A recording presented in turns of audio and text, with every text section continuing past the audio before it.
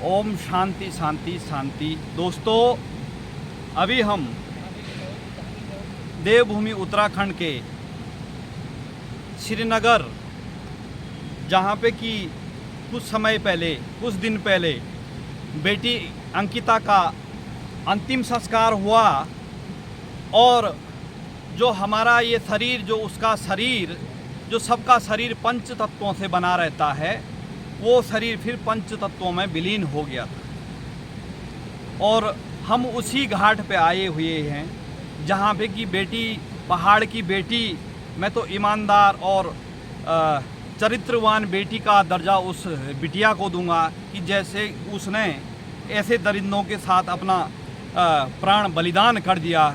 लेकिन उसको कहते हैं प्राण जाए पर वचन न जाई, सर कटाया लेकिन सर झुकाया नहीं। ऐसी बिटियों पे हमको गर्व है कि हमारी पहाड़ की बिटिया ने इस प्रकार का विरोध किया। उसने अपनी जान की परवाह न करते हुए ऐसे दरिंदों से मुकाबला किया। यदि उसको सकारात्मक दृष्टि से लेंगे तो मेरी तरफ से उसने मुकाबला किया। अभी हम उसी घाट पे आए हुए हैं और ये जो हमारे पीछे माँ अलकनंदा का बहाव है और जहाँ पे अभी वर्तमान में कोई अन्य यहाँ के बुजुर्ग महिला का अंतिम संस्कार हो रहा है अपने हिंदू रीति रिवाजों के अनुसार। यहीं पे बेटी अंकिता का अंतिम संस्कार हुआ और यहाँ पर आपने देखा लाखों की तादाद में भीड़ उमड़ी थी। अब कहीं दर्शकों का ये मेरे से ये प्रश्न होगा और दिलो दिमाग में आ रहा होगा कि आप क्यों नहीं आए। दोस्तों, मैं ये भी बता देता हूँ कि मैं यहाँ पे इसलिए भी जानबूझ के नहीं आया कि मैं आपको सत्य बताऊँ, मैं थोड़ा भावुक टाइप का व्यक्ति हूँ। मेरे जो भाव हैं वो बड़े भावुक हैं। आपको मैं तह दिल की बात बता रहा हूँ और मैं यहाँ पे आना इसलिए उचित नहीं समझा कि कहीं मैं यहाँ पे आकर मैं अपने आप को रोक न पाऊँ किसी गलत कृत्य के लिए। गलत कृत्य का तात्पर्य कोई ऐसा वो ना हो कि जो कानून मेरे हाथ में, कानून का उल्लंघन हो मेरे हाथों से, या कोई अन्य कृत्य न हो।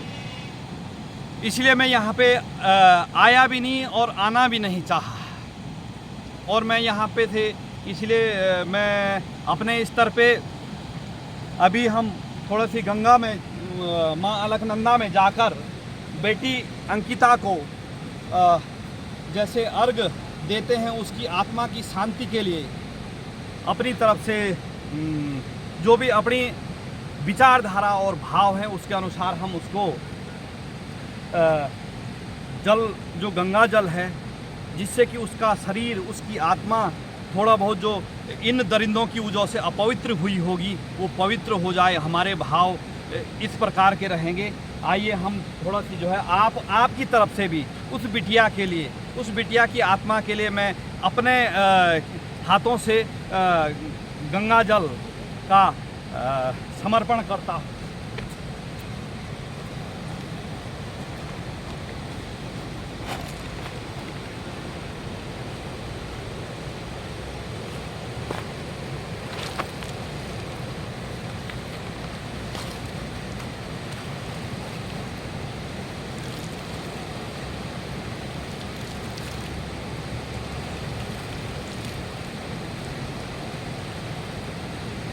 और एक बार फिर मैं बिटिया अंकिता की आत्मा को शांति प्रदान करने के लिए भगवान बद्री विशाल से प्रार्थना करता हूँ कि इस बिटिया की आत्मा को शांति मिले। जिस भी जन्म में इसका जन्म हो वो सकुशल रहे। और भगवान बद्री विशाल से ये प्रार्थना के बावजूद मैं ये गुहार भी लगाता हूँ भगवान बद्री विशाल और शनिदेव महाराज, गोलू महाराज जो न्याय के देवता हैं, कि उस दरिंदों को चाहे कोई भी बचाना चाहे, कोई उन दरिंदों को और उनसे संबंधित लोगों को बचाना की का प्रयास करेगा तो उनके साथ आप भी जो है कुछ ना कुछ एक पर्चा जिसको पहाड़ में कहा जाता है वो दें। भगवान बद्री विशाल, शनिदेव महाराज, गोयल महाराज जो कि न्याय के देवता माने जाते हैं, शनिदेव महाराज और गोलू महाराज, उनसे मेरा यही मैं दंडवत प्रणाम करता हूँ, प्रार्थना करता हूँ कि ये दास तो यही कर सकता है। न हमारे हाथ पे दोस्तों कानून बनाने की हमारी हैसियत है वर्तमान में। हम केवल आवाज़ उठा सकते हैं, चिल्ला सकते हैं, सर पटक सकते हैं, लेकिन आप लोग भली भांति जानते हैं हमारे देश की स्थिति, नेता राजनेता रसूखदारों की स्थिति।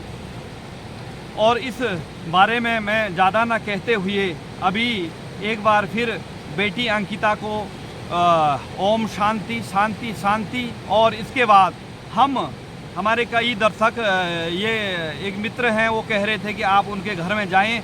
मैं जाऊंगा दोस्तों, और वो ये भी कह रहे थे कि आपका जितना खर्चा आएगा तो मैं उसका जो है वहन करूंगा। लेकिन दोस्तों मुझे भगवान बद्री विशाल की कृपा से अभी आप लोगों की जो आप लोग पैसा देना चाहते हैं जैसे ऐसे मित्र, तो उसके लिए आपका हार्दिक आभार है।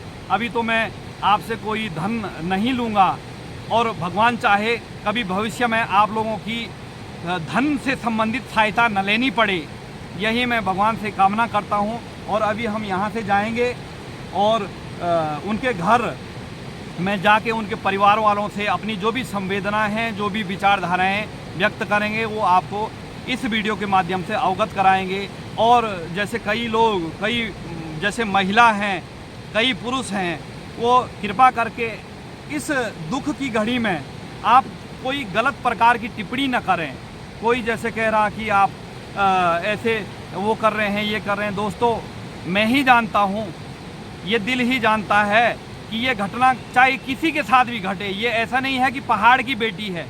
देखिए दोस्तों, भारत की हर बेटी, हर महिला मेरी बहन, मेरी बेटी के समान है। और नारी शक्ति आज जो कहते हैं लोग कि नारी शक्ति, मुझे कभी कभी इस चीज़ का आभास होता है कि जो ये सृष्टि का जन्म नारी से भी होता है। क्योंकि हम भी जो आप जो पुरुष दर्शक हैं, महिला दर्शक, वो किसी न किसी नारी के गर्भ से जन्म हुआ है उनका। तो इस प्रकार यदि नारियों के साथ अपमान होगा, अत्याचार होगा, कहीं ना कहीं इस दुनिया में, इस देश में, इस हमारी पृथ्वी में कहीं ना कहीं ऐसी आपदाएं आएंगी जिससे कि सृष्टि का नाश होगा। और सृष्टि की का उत्पन्न नारी के ही शरीर से होता है। क्योंकि जब नारी के शरीर से हम पैदा हुए तो हम दूसरे ये जनरेशन चलती है, आप भली भांति जानते हैं। और मुझे यही है अपने विचारधाराओं के अनुसार, अपने जो मेरे विचार हैं कि जो आज इस पृथ्वी पर जो आपदाएं आ रही हैं उसका मुख्य कारण यही है, नारियों का हर जगह अपमान हो रहा है। नारियों को लोग जो है गलत दृष्टि से देख रहे हैं। हालांकि कई विद्वान और साधु संत महात्मा लोग नारी को उस रूप में देखते हैं कि अपना जो है एक लक्ष्मी के स्वरूप में देखता, कोई जो है काली के स्वरूप में देखता, कोई सरस्वती के स्वरूप में देखता है। तो ये रहा दोस्तों मेरे विचार। और अभी हम यहाँ से बेटी अंकिता के निवास स्थान की ओर जाएंगे। वहाँ का वीडियो आपको अगले वीडियो में वहाँ का अवलोकन कराएंगे और अवगत कराएंगे। धन्यवाद, सादर प्रणाम। ओम शांति शांति शांति।